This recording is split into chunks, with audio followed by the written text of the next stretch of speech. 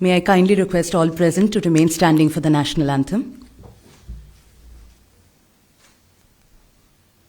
जन गण मन अधिनायक जय हे भारत भाग्य विधाता पंजाब सिंध गुजरात मराठा द्राविड उत्कल गंगा विंध्य हिमाचल यमुना गंगा उच्चल जलधि तरंगा तव शुभ नामे जागे तव शुभ आशीष मांगे गाहे तव जय गाथा जन गण मंगलदायक जय हे भारत भाग्य विधाता जय हे जय हे जय हे जय जय जय जय हे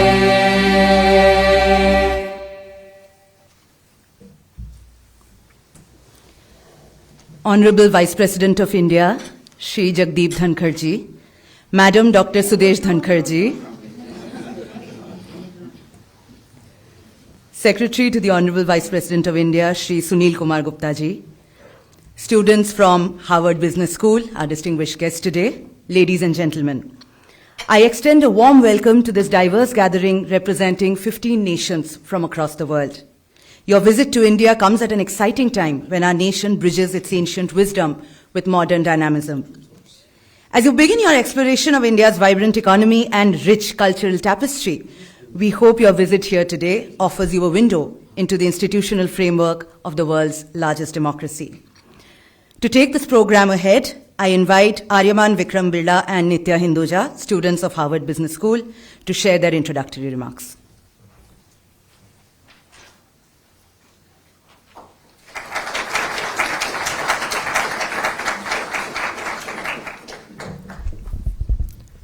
Sir, Madam, thank you so much for taking out time to meet us today.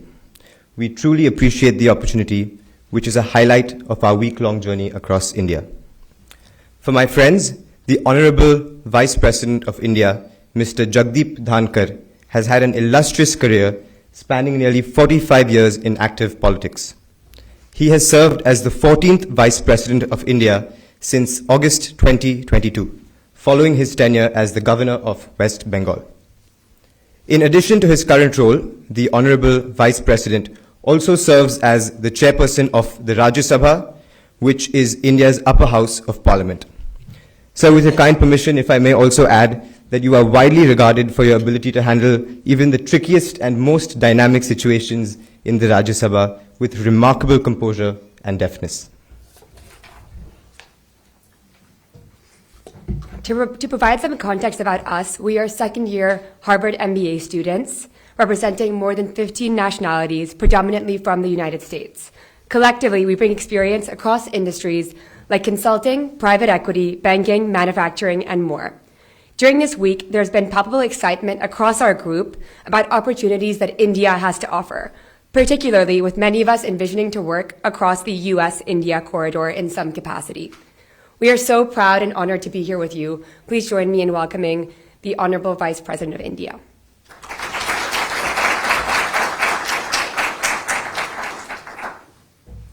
Thank you, Aryaman and Nitya, for sharing your thoughts with us today. May I now request the Honorable Vice President of India to kindly address the August gathering.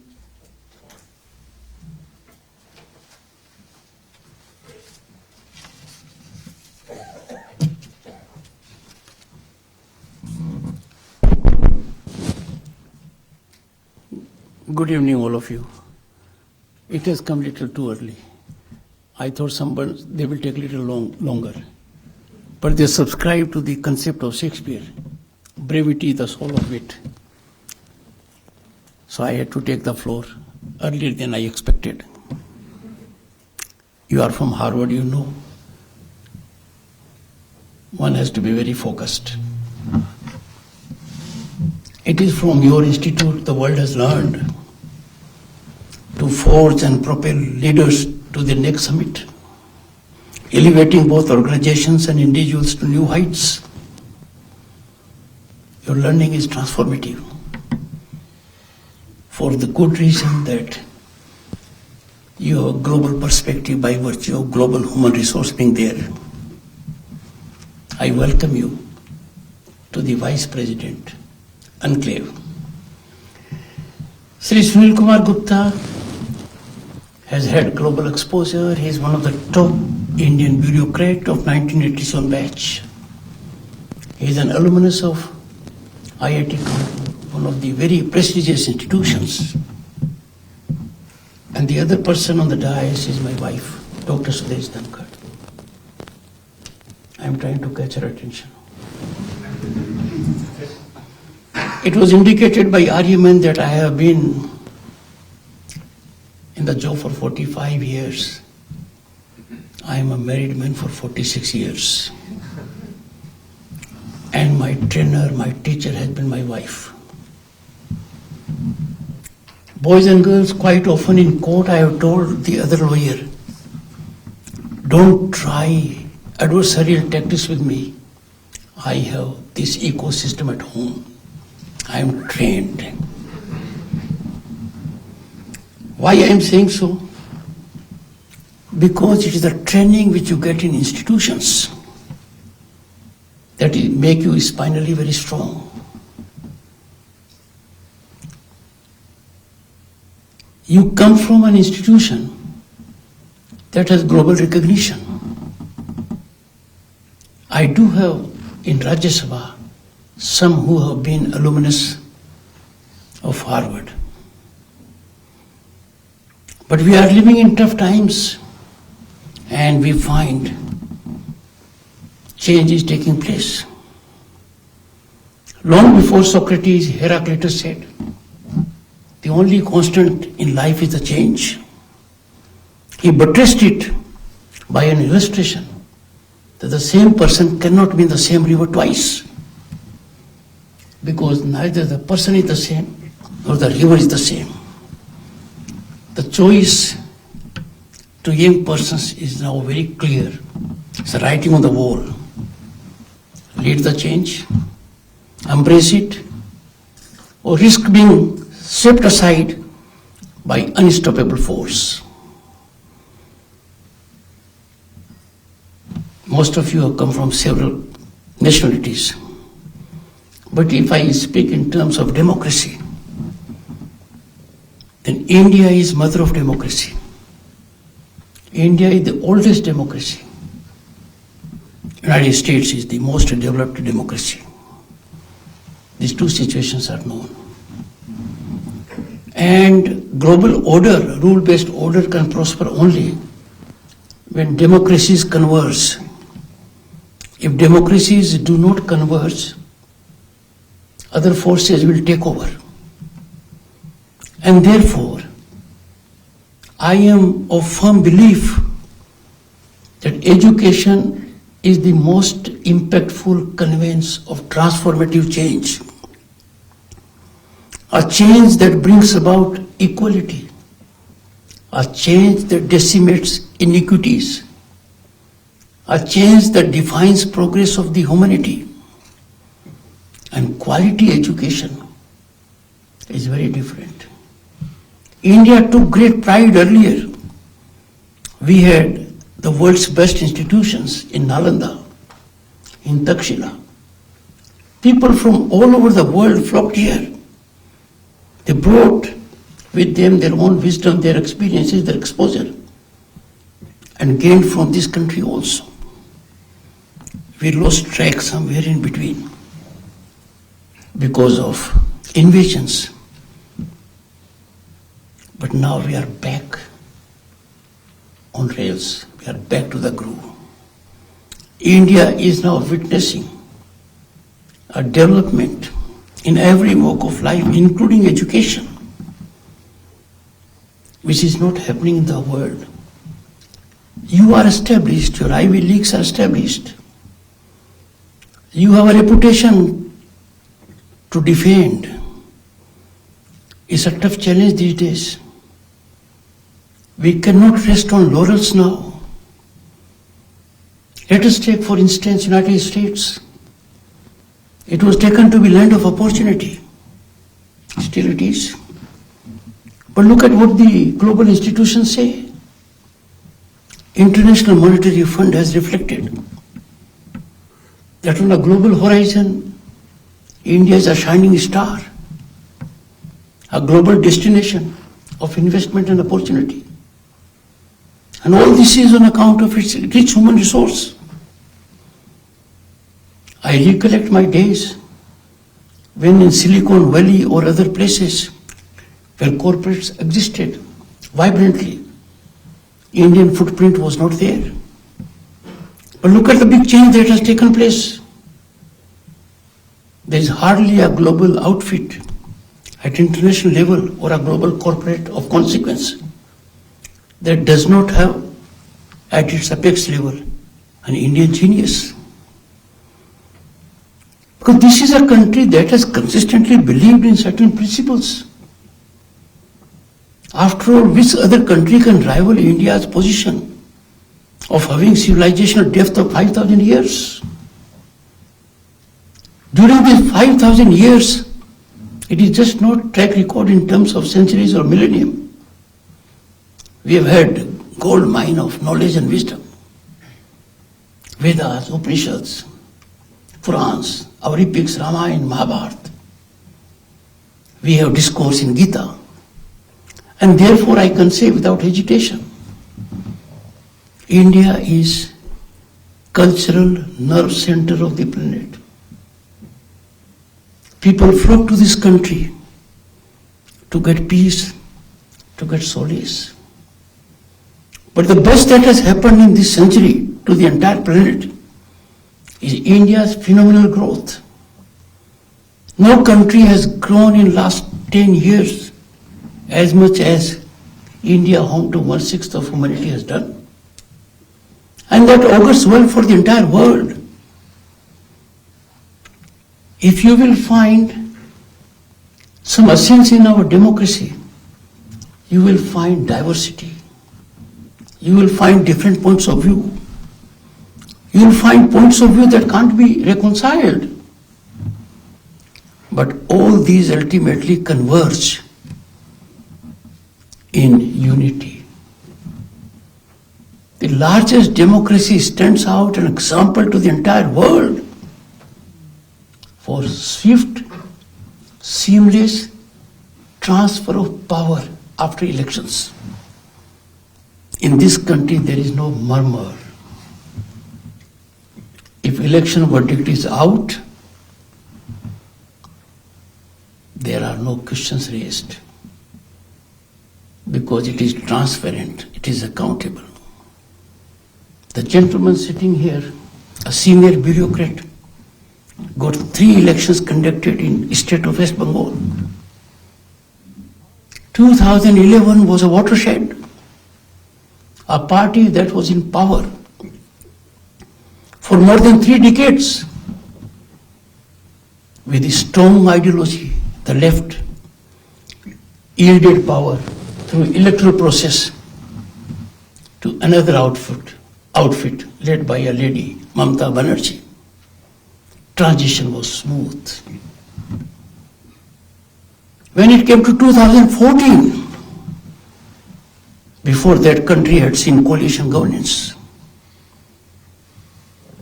Bharatiya Janata Party, led by Prime Minister Modi, was in the reckoning in 2014. Majority on its own. Transition was complete. So what you get from outside is not what India is. Misinformation, disinformation about India is generated in a strategized manner to subserve some interests by forces that are inimical, I would say, not to India but to democratic process. But let me tell you, boys and girls, all your life you will be known as alumni of Harvard. And this is one university where the fund is, I think, about more than 50 billion US dollars, maybe 55, 56. I keep on telling everyone in my country that we have to draw some lessons, because alumni of an institution are a think tank, a reservoir to keep you going. But as I said, I reiterate, even the very best of the best have to be 24/7 alert. And that alertness has to come because when you are in a river, to be at the same place, you'll have to move your feet. Otherwise, you'll be swept. There is emergence in my country, boys and girls, of institutions that rival the best in the world. Our IITs, Indian Institute of Technology. Our IIMs, Indian Institute of Management. Our outfits in medical. They make us proud. But I am sometimes pained that even in institutions of great repute in the world, I don't want to name any, they become nerve center of a narrative that in India, admissions are accorded not on merit. You all have to reflect.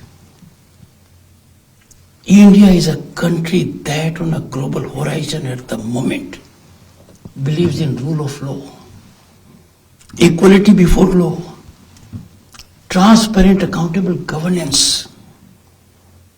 Nothing happens on patronage now. Patronage is not a password for any opportunity or any contract.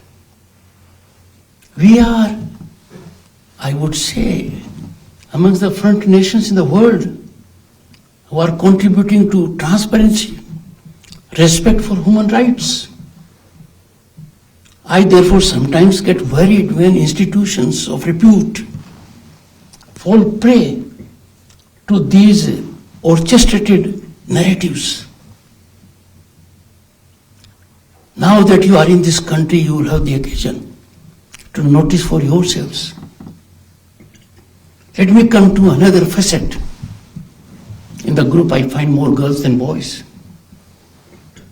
India is a country that will have soon more than 1/3 representation of women in parliament and legislatures.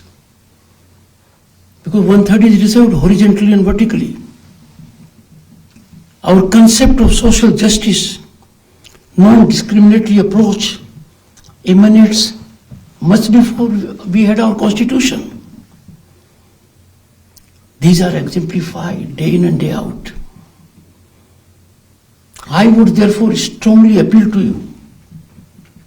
Look around, see the difference, get into the value system, and you'll find globally a big change is taking place in this country. If I have to tell you what has happened recently that makes India so distinct,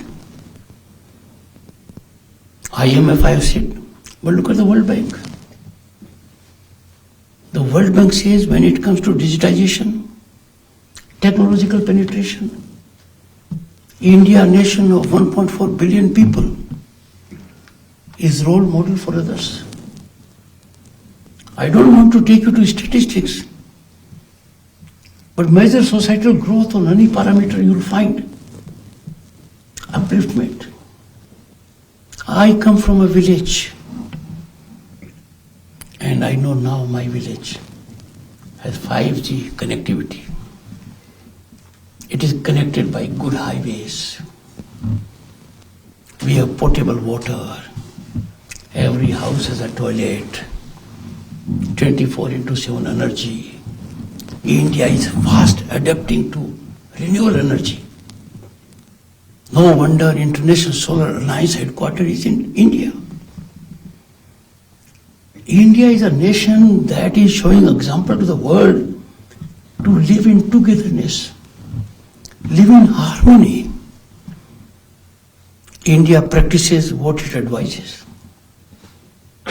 Just take yoga, Prime Minister of India took the initiative. The entire world conversed. And now humanity is being benefited by yoga. When it came to serving farmers at a global level, Prime Minister gave a clarion call for millets. Things are being defined. So boys and girls, you are in a country where people have flocked to get enlightenment. People come here to get solace, peace of mind. I said it's a spiritual center of the world. You are at a time when a great historical event is taking place. An event, a scale of which baffles anyone. 400 million people will congregate, driven by spirituality and religiosity, on the banks of a river to take holy dip just in few weeks.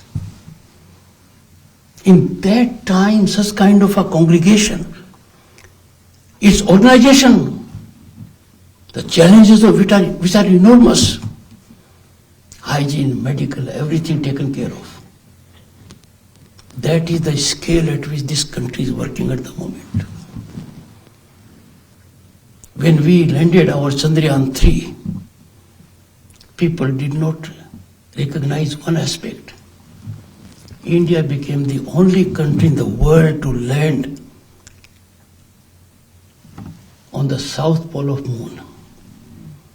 We had that accomplishment. I am putting all these things to you with utmost constraint at my command, in modesty, because each one of you, for your entire journey, will carry a label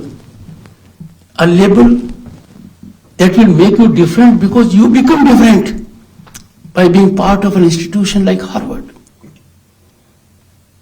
But then, even the very best have to introspect. If we don't self-audit, if we don't engage into probe, we'll slide. On probe, we'll find, when it comes to human rights, please don't give wings to narratives that have no basis. Don't lend your name when it comes to larger democracy for practices that are not in vogue here. Not that I subscribe to everything that is there. Snakes in Ganga. I don't subscribe to everything. But I've carefully gone through it to notice that some believe our IITs and IIMs are driven by patronage, upper caste. I come from OBC, a backward community. President of the country is a tribal woman.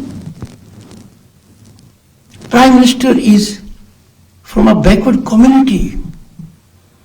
Not that we wish to divide the society on these parameters.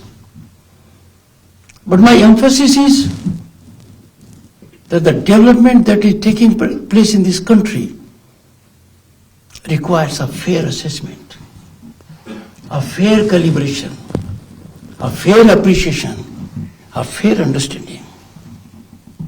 Look around. You will find my statement vindicated. This country has never believed in expansion. At no time of history, we have only absorbed, received with open arms. I wonder sometimes why in an institute like yours there is no debate. How can 1/6 of humanity, that is India, a vibrant democratic nation, democracy at all levels, is not a permanent member of United Nations Security Council?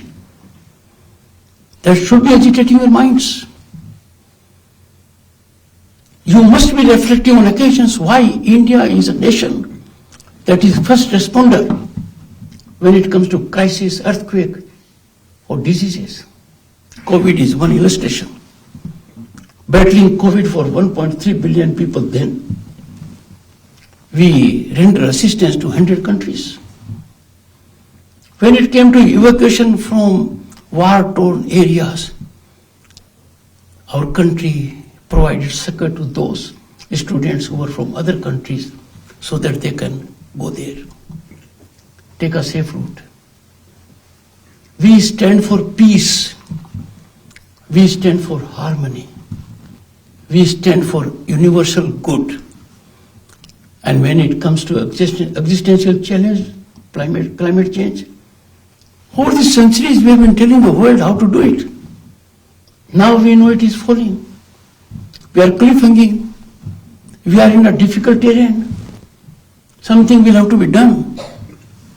India is a natural ally to all democratic forces in the world and institutions of eminence like yours. An institution of great reputation must be sensitive when it comes to dealing with narratives of the largest democracy.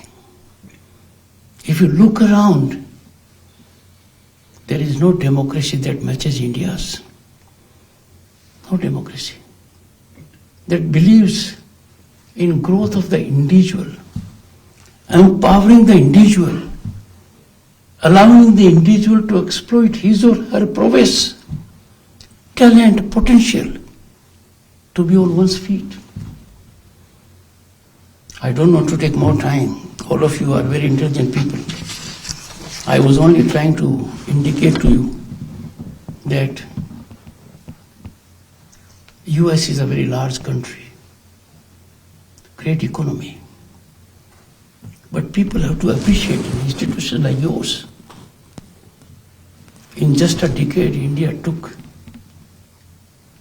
a double jump, getting its economy from $2 trillion to $4 trillion.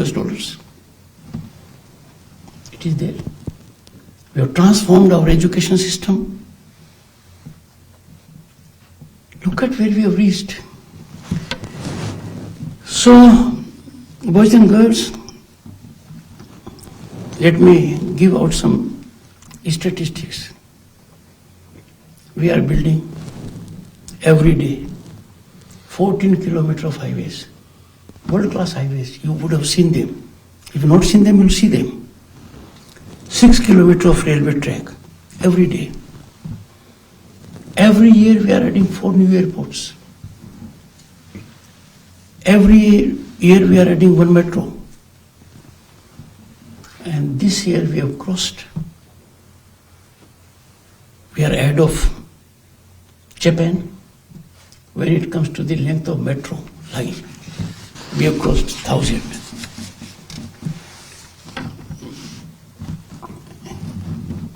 Boys and girls, by virtue of your quality education, by virtue of you being from Harvard, you will always be looked differently because your capacity and potential to make the difference. While engaging into that activity, I urge you to be extremely discerning about what is happening in this country. If you look around this country, you will find it stands out for nurturing of democratic values, blossoming of human rights, a role model for rule of law. I understand you are also going at the moment to visit the new building of Parliament. Am I right? Just keep one thing in mind. It showcases 5,000 years of Indian civilizational depth. If you notice a QR code, get into it. And take note, in the face of COVID challenge, this came up in less than 30 months. Not the building alone. A functional building came into being. Well, very best you must have in this country, which you will have for sure. You will carry fond memories. I am grateful to Ajay Hinduja. He took the initiative. I was delighted that I could get an occasion to connect with brilliant people like you. I'll take 5 questions. Go ahead. Anyone? I'll take 5 questions. There must be questions. All right, please. Introduce yourself and a question.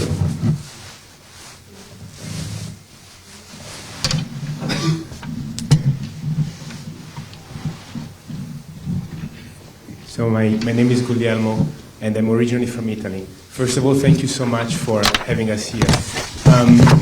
You talked a lot about the opportunities of these countries, but I'm sure that there are some challenges also ahead. What keeps you up at night? What's you think the biggest challenge that India is facing right now, and how do you plan to solve it? It's a very good question. Prime Minister Modi in last 1 decade has performed so admirably that 120 million households have toilet, 500 million people got banking accounts, banking inclusion, 170 million households got gas connections. We have accessibility to internet, good road connectivity, and therefore people got what they never thought of, never dreamt. I was in Parliament in 89, a minister in 90. We could never visualize, it was beyond our dreams, beyond our contemplation. So when you get that, aspirations of the people soar. India, because of this phenomenal development, economic rise, has become a nation of aspirations. The youth is aspirational. People want more. That's a challenge. And I am happy to note with you, the Prime Minister and his government are doing everything so that youth of the country are in a position to contribute the way they think fit. And that explains the kind of startups and unicorns we have. But this is a big challenge. Second challenge is that we have skilled our people now. No education policy was there after 3 decades. A distance degree from what you gain in knowledge. It became skill oriented. It allowed you to exploit your aptitude. And therefore we have people now who are enormously talented. They want work as per their talent. But I can assure you, the foundation that has been laid in last 10 years, we can frog leap into the larger world. And if you come to this country, which you will, who doesn't want solace, peace, taste of spirituality, you will find new developments. Small illustration. 8 years ago, if I were to go by road to my village, it will take 7 hours. 4 years ago, it was 4 hours. 2 years ago, it was 3 hours. And my wife went only last fortnight. She started from the Vice President residence, landed at her residence. Am I right, Sudeshji? In 2.5 hours. Why? Connectivity, world-class highways. This is only one suggestion, which you must bear in mind, that Modi government doesn't perform, it delivers. It delivers much before schedule. So I am very optimistic because the optimal utilization of resources will satisfy the aspirations of the people. Second question. Yes. Good. Gender balancing. Hi, my name is Riyanka Ganguly, originally from Kolkata, but grew up in the U.S. You are from Kolkata? Yeah. One second. I have been governor state of West Bengal, and Mr. Sunil Kumar Gupta is an IS officer, Cadre is West Bengal. Namaskar. Namaskar. Because in this country we have different greetings, but for someone from Kolkata it has to be Namaskar. Go ahead. In recent years, foreign direct investment, FDI, levels have fallen year over year in India. I'm curious for how important you think FDI is for India to become the third largest economy in the world, and the ways in which you're thinking about creating. Once again, let me be clear. You can come a little closer. Should I repeat the question? Yes, so what's your precise question? So the question is, given that foreign direct investment levels have fallen year over year, what are the ways, do you think that's important for India long term for FDI to increase? And FDI? Yes, foreign direct investment. Foreign direct. And then also, what are the ways in which the country is trying to prioritize and further incentivize FDI, again, if it is a priority, in order for India to become the third largest economy in the world? Well, India's economic rise is now unstoppable. We are no longer a nation with a potential. We are a nation on the rise.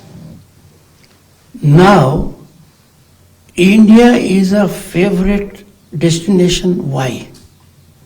Destination on three counts. One, good governance. Transparent, accountable, and ease of business. Second, human resource that can rise to the occasion. And third, global community is very wise. They invest where their funds can yield results. This is one country. You will find in last 6 months where investment was coming in core sectors, including semiconductor, including electric vehicles. States were vying with one another to give them the location. The person who seeks to invest in India has not one red carpet, he has multiple red carpets. Then area is being exploited. Take for example renewable energy. It has taken a new shape now. You can have it through water. When it comes to development of rural infrastructure, can you imagine the scheme India has now? Every household in this country will be paying zero tariff for electricity and giving electricity to the main line. That requires a huge manufacturing capacity. And manufacturing alone is now to drive the economy. So enough avenues for foreign direct investment. Secondly, what do you look for? Good law and order, democratic governance, accountable governance, people with culture, people with civilization. Go to any part of this country, you would love to spend time there. I have seen many foreigners who are involved with business activities here. They have the same high living standards here now. Their vacations are delightful in the country. So I have no doubt foreign direct investment will flow to this country incrementally. Was that your question or something else? Yeah, I'm curious for why you think it's fallen and how India can make it more attractive to investors long term? You see, if you just slightly go to the conclusions of G20, you will find India had focused greatly on trade. And trade was to recreate a trade route which existed ages ago so that supply chains can be kept intact. Secondly, money comes to several countries from several quarters. But when it comes to India, or when India gives help to someone, there are no strings attached. This country does not create debt traps. This country does not have hidden agenda when it holds somebody's hand. This country does not believe in irretrievable confrontational stance. It believes only in nurturing friendships. Friendships that are beneficial either side and to the entire global fraternity. Third question. I said 5 for a good or bad reason, so it will have to be 5. Come on, go ahead. Come closer. Thank you. Thank you, Vice President, for your time. My name is Pepe Dami from Spain. I just want to build off your last statement. India with Nehru was historically a non-aligned country. With its rise to global prominence and increased power, where do you see India positioned in this new fractured world? It's a tough question. Should be answered by those who are in foreign ministry. But I'll tell you, the Prime Minister of India, Shri Narendra Modi, has gone on record. And it was noticed by the global fraternity. He has always held the view, India is for resolution of disputes through dialogue and diplomacy. He made that statement. And you will find India does not look right, left or center. It looks at welfare of the humanity at large. And that has been the consistent stand.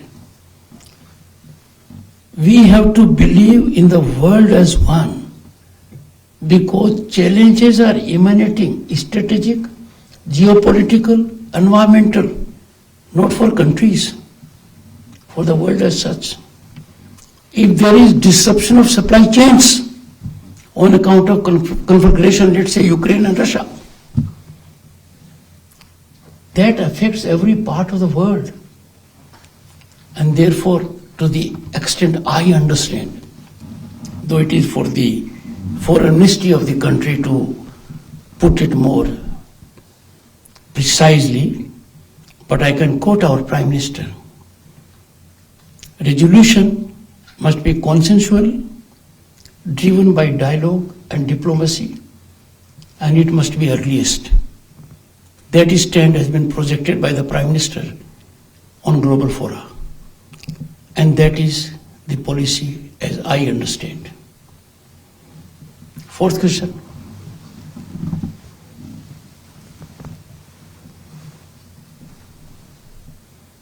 Good. And I appeal to the last one to be ready. Thank you so much. Come closer.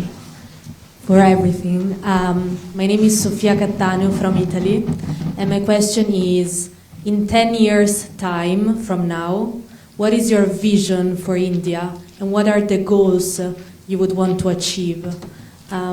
Thinking, if I come back to India in 10 years, what should I see that's different from today? Well, it's a good question, very good question. All questions have been good, you see. They have come from good people, you see. If I go by last 10 years, I have defined India's rise in a different format, which I am sure students of Harvard will understand. We had coalition governance for about 3 decades. Coalition governance means parties come together. In 2014, the developmental rocket took off. When a rocket takes off, it takes huge energy. Potentially, there can be failures for a minor error. Fortunately, the rocket took off. Rocket took off, and the Prime Minister envisioned mood of the nation to be in a particular group, that every person who is in the last row must get relief on priority, on health, on education, on infrastructure. By 2019, the rocket had left the gravitational force. An advantage. In 2024, the rocket is in space. Next 10 years for India will be geometric growth. The continual incremental trajectory of development will get closer to being vertical. And plans are afoot, because what has matured so far by way of connectivity, rail, road, air is amazing. Digital connectivity also. Facilities are also available.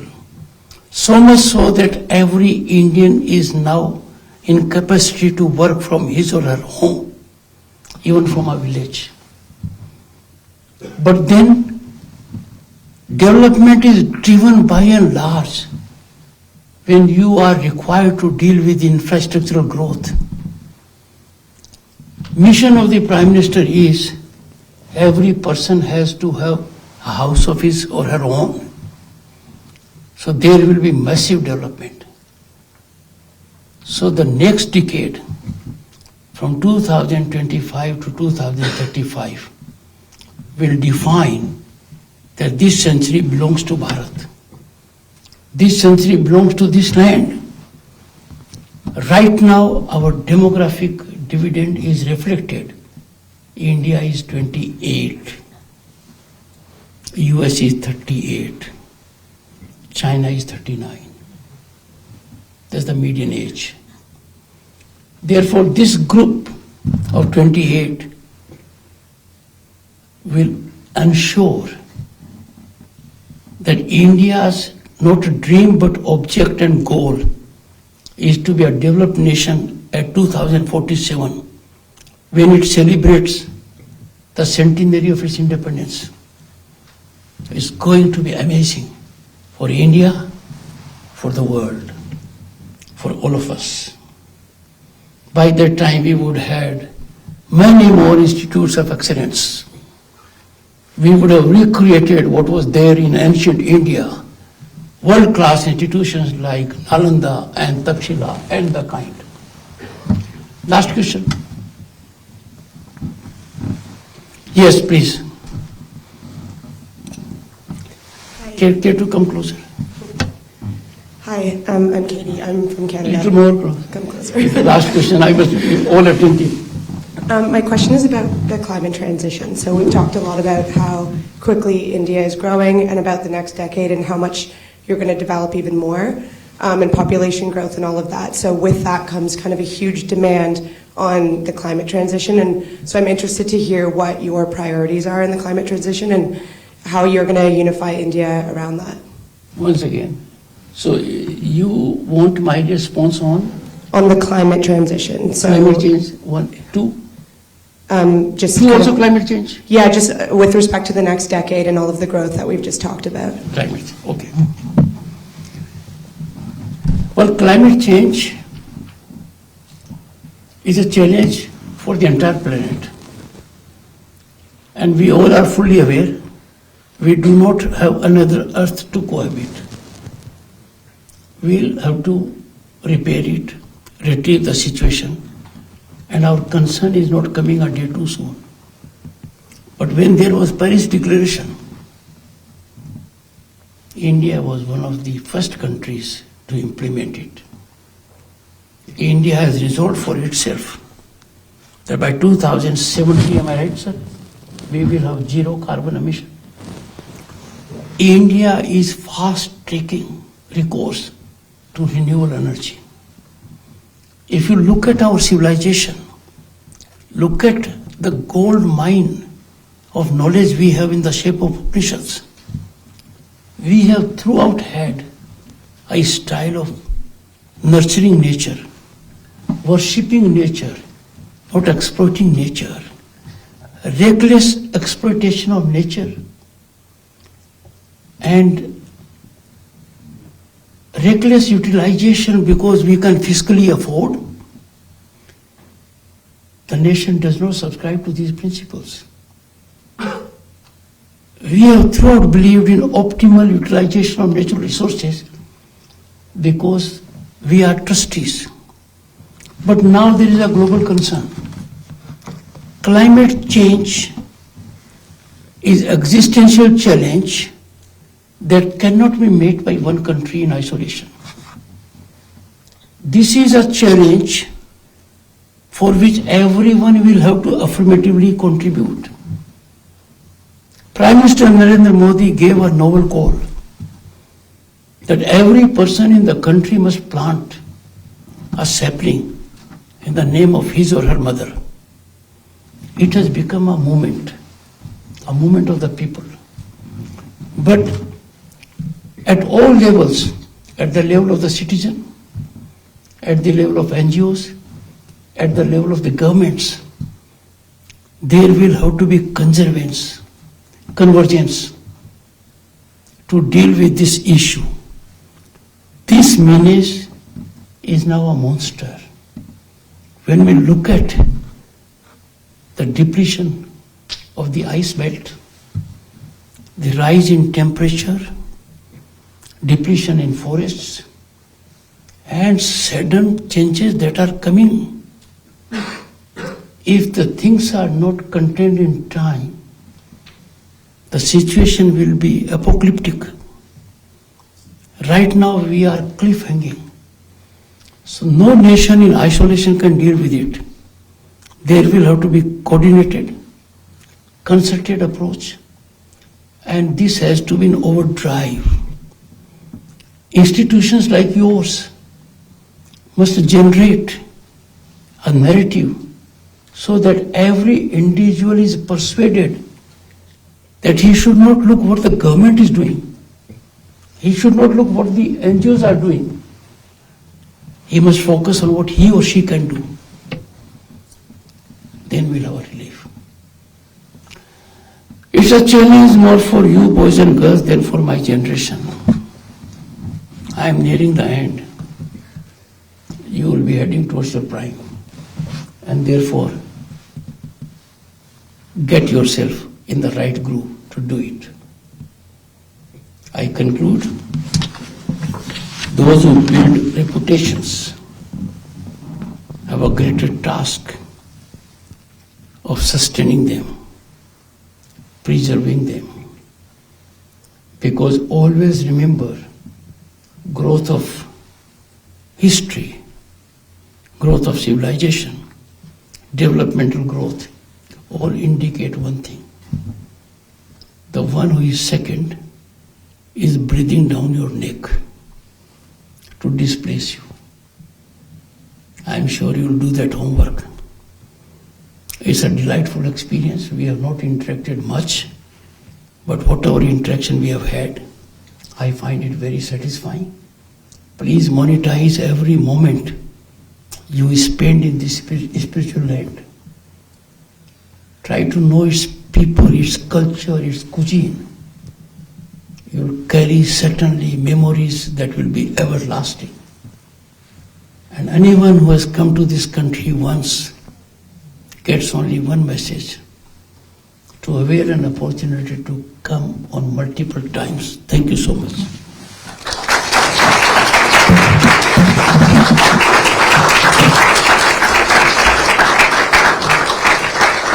Thank you, sir, for your invaluable insights and for an extremely enriching interactive session.